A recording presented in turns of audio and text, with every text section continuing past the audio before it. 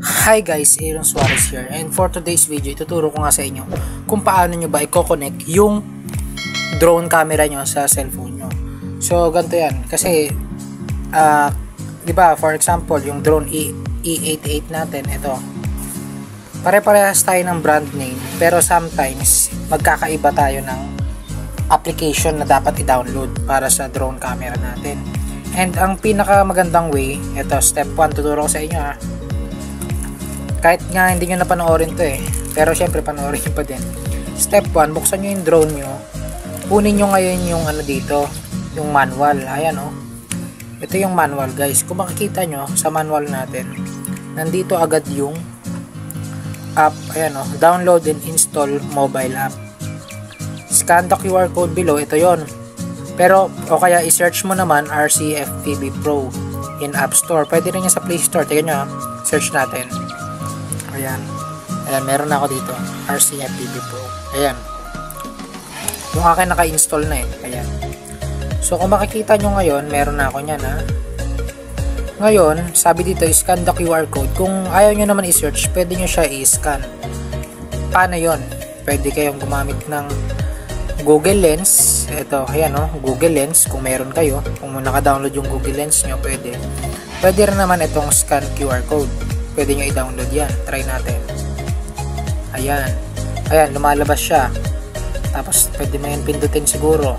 Ayan sa Chrome siya mapupunta. And pagtapos mo makita, ayan, Google Play Store, pindutin mo. Pagtapos mo makita dito, ayan, hintayin natin ayan, lumabas siya RCFPB Pro. Ayan yung itsura. Pagtapos nyan, pumunta ka na ngayon ng Play Store. Tapos yun, i-search mo yung RCFPB Pro, which is ito na yun. Ganun lang kasimple. And of course, i-open mo yan.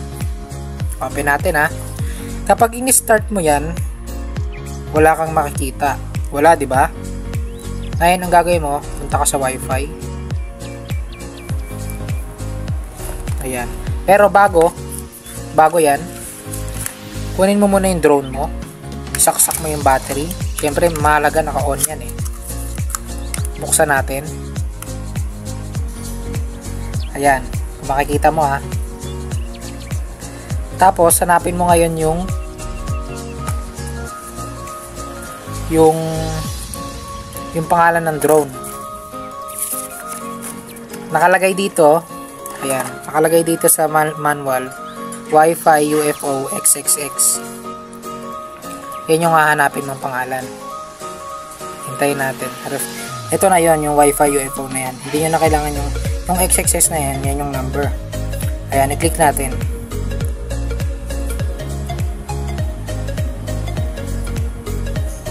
Hintayin nyo mag-connected. Ayan, connected na. Start nyo to. Ito na ngayon yung camera ng drone. Ayan ako. Diba? Hello. Ayan ako, nagbibideo. Cellphone. Ayan, connected na yung drone yung camera ng drone niya sa cellphone niya. Ayan. Legs ko yan. Maboke. Ayan Ayan yung labas ng bahay namin, di ba? Ganun lang kasimple. Ayan. Yung kaninang drone, E88 yan. Tapos, meron pa akong isang drone dito na E88 din. Buksan natin. Ito yung drone ko. Yan. Ito yung drone ko. Na isang E88 din siya.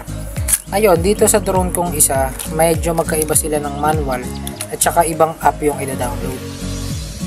Bakit ko pinapakita sa inyo to? Kasi, kung sa akin gumana dito yung Wi-Fi UFO na app at nag-connect, baka sa inyo hindi gumana. Baka ganun ang mangyari. So again, ganun ulit yun nyo. Punta kayo sa manual. Ayan, kung makikita nyo may QR code ulit. Ganun ulit, scan nyo. Pag lumabas, hanapin nyo sa Play Store. And dito sa Wi-Fi, sa drone na to, ang pangalan ng app niya is yung Wi-Fi Cam. Ayan Wi-Fi Cam yung pangalan ng app niya. And then ganun ulit guys, punta muna kayo sa wifi, buksan muna natin yung drone syempre. Ayan guys, laging natatandaan, bubuksan nyo muna yung drone nyo bago kayo pumunta sa wifi. Number 2 ulit siya, open the wifi, find a network, yan, EIFI, list called wifi, ayan, XXX ulit. Nakalagay dito, ang pangalan naman ng wifi nya is wifi 4K. Click natin. Yan, connected na. Punta kayo sa app ulit. Tapos start. Kung makikita nyo, iba yung design dito, iba yung style. Start. Ayun na ulit yung camera. Ayun ako, nagbi-video, di ba? Yan.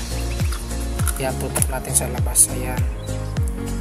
So, sa drone A88 nyo, baka iba yung application nyo.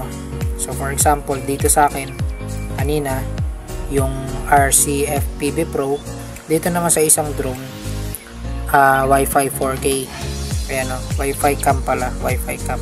So, baka meron pang ibang application, comment down below. Pero most of the time, ang A88 talaga is Wi-Fi cam yung pangalan ng app niya. O kaya RC FPV Pro. Ganun lang yung kasimple. And ang mahalaga talaga ma-scan nyo yung QR code para makita nyo kung anong application yung i-download nyo. So yun lang, dito na nagtatapos yung ating video. Don't forget to like, share, and subscribe for more videos like this. Ayan.